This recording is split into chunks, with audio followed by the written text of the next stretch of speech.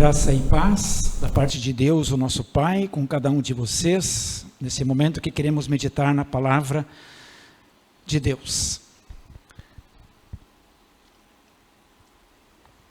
Para que vivemos? Vocês já se perguntaram para que vivemos? Qual é o objetivo do nosso viver, da nossa vida? Para responder, talvez a gente articule aqui o conceito de sonhos, de realizações, de legados, marcas que se quer deixar. O que eu vou deixar? Embora nem todos tenham essa preocupação com o futuro, com grandes realizações e legados, a maioria das pessoas vive o dia a dia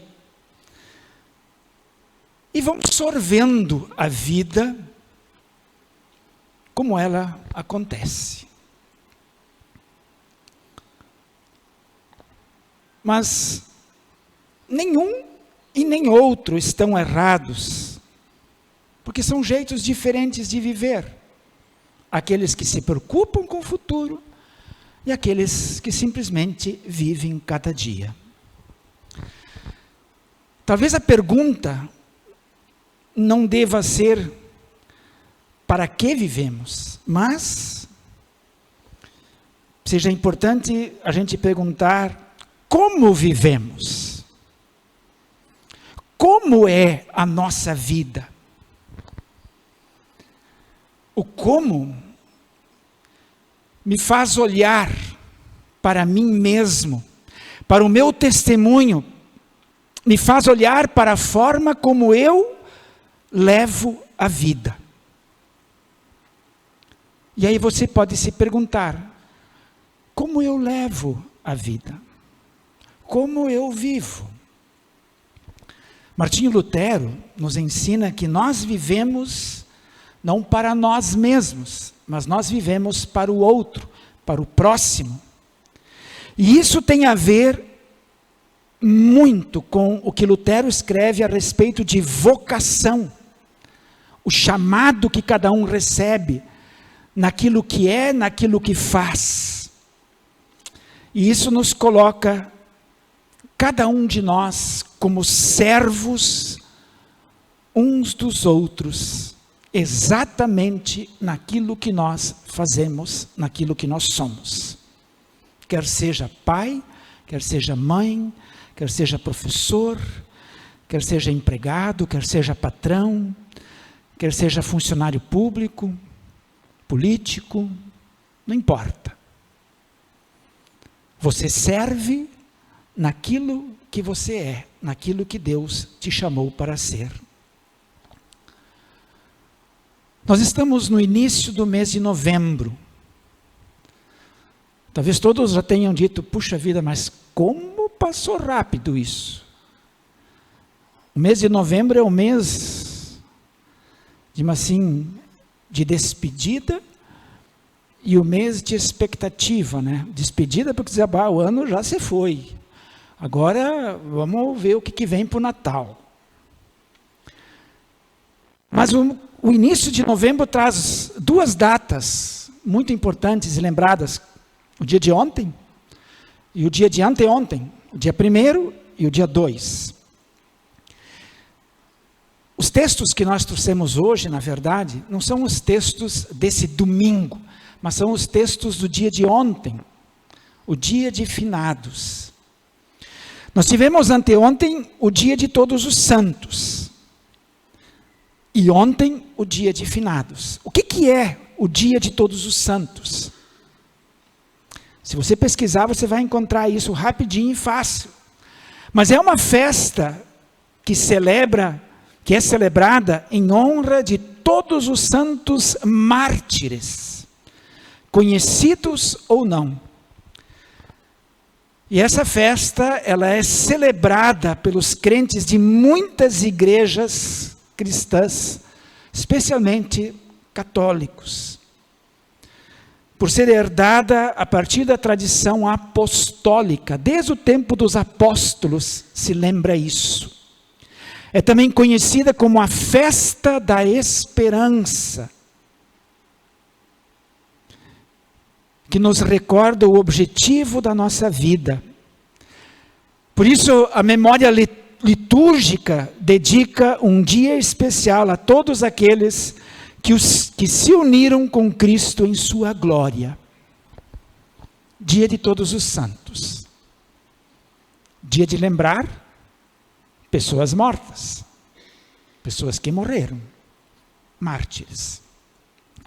O dia de Todos os Mortos, o dia de Finados, também conhecido como o dia dos fiéis defuntos, é uma data que a Igreja Católica, na verdade, dedica aos mortos e às suas almas. Desde o século II, alguns cristãos já rezavam pelos falecidos quando visitavam os túmulos dos mártires. Claro, aí dentro da tradição católica, existe aquela coisa de orar, interceder pelos mortos. Mas também lembra-se dos mortos. Então são duas datas lembradas para se lembrar dos mortos. E aí nós voltamos à nossa pergunta: como vivemos, como é a nossa vida? Nós pensamos na morte? Nos preparamos para a morte? Acreditamos na morte? Na tradição católica, como eu disse, se intercede pelos mortos, e isso justifica justo esses 2 dias. Mas nós não podemos, queridos irmãos, queridas irmãs, aqueles que nos acompanham também pelas redes sociais, viver como se alguém pudesse resolver o assunto da morte, da nossa morte, simplesmente intercedendo por mortos. Não podemos viver assim, achando que alguém vai resolver isso para nós. O assunto da nossa morte precisa ser pensado e, de certa forma, resolvido durante a nossa vida.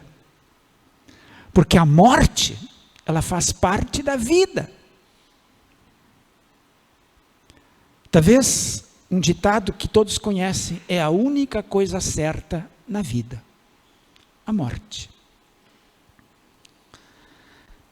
Naturalmente, como seres humanos, nós estamos mortos em nossos próprios delitos e pecados. Nós não temos vida em nós mesmos. Sem aquilo que Deus tem para nos dar, através do seu Filho Jesus Cristo, o nosso Senhor. Por isso eu quero convidá-los a refletirmos sobre o texto do Evangelho desse dia de finados, ontem, que nós ouvimos hoje nesse culto. E convidá-los para refletir sobre esse tema. Ouça a palavra, creia em Deus e tenha a vida eterna.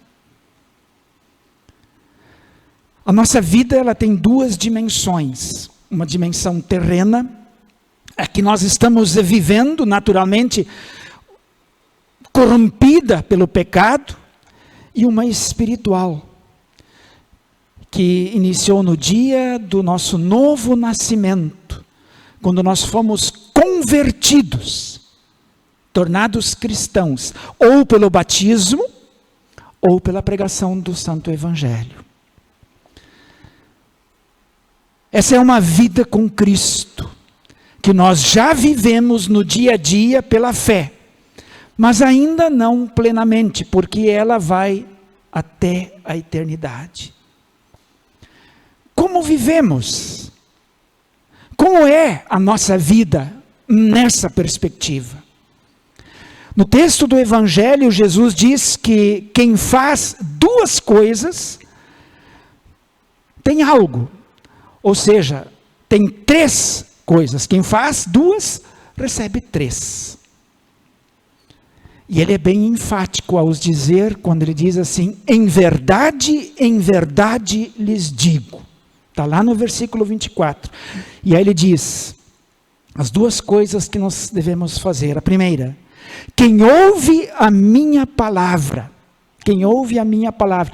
E aí nós nos perguntamos, que palavra é essa? É todo o ensinamento de Jesus sobre o cumprimento da promessa da salvação.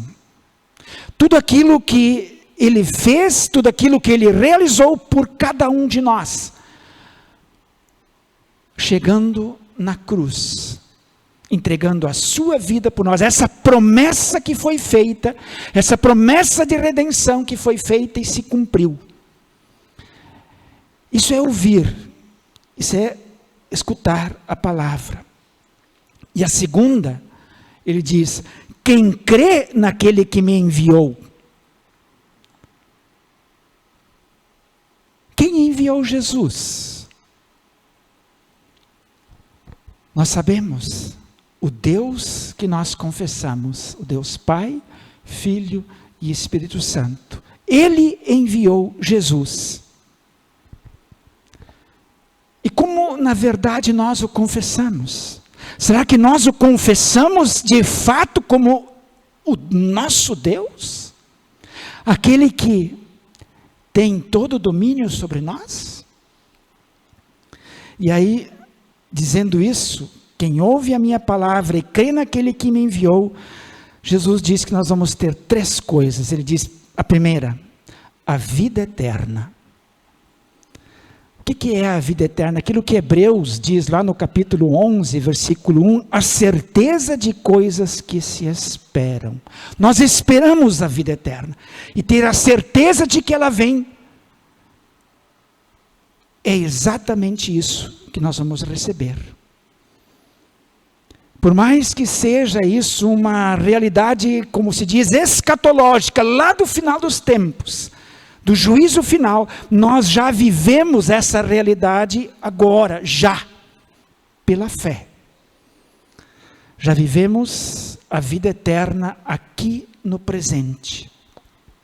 Aliás, toda vez que nós realizamos um batismo, nós lembramos isso. Que ali, quando acontece a nova vida, nós morremos pela primeira vez para a realidade de pecadores. E ali nós ressurgimos, ressuscitamos pela primeira vez para a realidade de uma vida com Cristo, por fé. E por que acontece essa primeira morte e essa primeira ressurreição? Para que a segunda morte, quando nós deixarmos de respirar nesse mundo, não nos pegue, não nos domine, nos jogue dentro da morte eterna. Para que ela não tenha poder sobre nós, para que a vida, apesar da morte, permaneça em nós, para dentro da eternidade. Porque assim, quando acontecer a segunda ressurreição, quando acabar o mundo, Jesus voltar e todos os mortos ressuscitarem, nós entraremos para dentro da glória de Deus. Como diz Pedro, por exemplo, no texto da epístola que nós ouvimos hoje, que a Rita leu para nós, o Deus paciencioso que não quer que ninguém pereça, mas que todos cheguem ao arrependimento, quer que as pessoas vivam de maneira santa e piedosa, esperando e apressando a vinda de Deus, nos esforçando para que Deus nos encontre sem mácula, sem culpa e em paz. Só pela graça de Cristo, só por aquilo que Jesus fez por cada um de nós. E Pedro ainda nos pede para considerar a longanimidade do nosso Senhor como uma oportunidade da salvação. Deus tem paciência com cada um de nós. Ele aguarda pacienciosamente com sua graça, sempre de novo entregue a nós, na palavra e nos santos sacramentos, para que o Espírito Santo possa fazer a obra da transformação da nossa vida. E isso tem tudo a ver com o como vivemos a nossa vida. Por isso, ouça a palavra, creia em Deus e tenha a vida eterna. E aí Pedro então conclui seu texto dizendo: cresçam na graça e no conhecimento de nosso Senhor e Salvador Jesus Cristo. A Ele seja a glória, tanto agora como no dia eterno. Martinho Lutero nos lembra que o crescimento na graça e no conhecimento do nosso Senhor e Salvador Jesus Cristo é uma jornada contínua de estudo, de ouvir e aprofundar-se na palavra. Ele diz assim: esse ensinamento, se referindo ao texto de Pedro, quando ele diz cresçam na graça e no conhecimento do nosso Senhor e Salvador Jesus Cristo, ele diz, então, esse ensinamento não se aprende de uma só vez, nem pode ser compreendido por meio de especulação. Deve ser aprendido mediante o uso e exercício diário em meio às tentações do mundo, do diabo e da carne, em meio ao desespero, desconfiança e inumeráveis outras coisas horríveis. Sem esses exercícios, é impossível retê-lo, Jesus, em nosso coração. Por isso, os ignorantes caem, depois de ler uma ou mais páginas da Escritura Sagrada e terem escutado um sermão, imaginam que já compreendem esse ensino do cristianismo totalmente. Não é ouvindo uma vez, lendo uma vez, mas é alimentando-se diária e constantemente da palavra de Deus. Vocês querem fazer uma boa experiência? Façam isso essa semana, início de novembro. Hoje vocês almoçam, o almoço de domingo, fantástico, show. E aí vocês não comem nada mais até o próximo domingo. Sem alimento segunda, sem alimento terça, sem alimento quarta, sem alimento quinta, sem alimento sexta, sem alimento sábado, e aí no domingo vocês se alimentam outra vez. Comida. Façam a experiência. Fiquem uma semana sem comer. Vocês vão descobrir que é triste, amado. Tiago, tenho certeza que tu vai perder uns quilos. Mas pode ser que tu não chegue domingo, né? Diz uma história de um senhor que estava acostumando o seu burro a parar de comer. E aí ele diz para o compadre, assim, mas quase que eu consegui acostumar meu burro a parar de comer. Aí o compadre perguntou, mas o que foi? Por que foi quase? Assim, mas quando chegou perto, ele morreu. Às vezes nós lidamos assim com o alimento espiritual. Nós achamos que basta vir aqui ouvir no domingo e deu. Não basta. O diabo é ardiloso. Ele é terrível. Ele continua todo dia nos enchendo de tanta coisa, nos distraindo de tal forma que o nosso coração se afasta. Por isso o alimento é importante diariamente. A segunda coisa que nós temos, diz Jesus, ele diz, não entra em juízo. Ele diz, não entramos em juízo por estarmos mortos para o pecado. Mortos para a desobediência, porque nós somos alvos da justiça de Deus, e a justiça de Deus se chama perdão dos pecados. O desejo do coração de Deus é perdoar. Isso é a verdadeira justiça de Deus. E a terceira coisa que Jesus diz, passou da morte para a vida. Ou seja, aquela morte com a qual nós nascemos, a morte não tem mais poder sobre nós, porque recebemos no dia do batismo a primeira morte, morremos para o pecado e recebemos a primeira ressurreição, a nova vida em Cristo para a eternidade. O destino natural do ser humano, a morte, essa primeira morte, ela é transformada em esperança de vida verdadeira. Como a gente já disse aqui várias vezes, a vida que já estamos vivendo por fé, a primeira ressurreição, mas que será plena e completa na eternidade.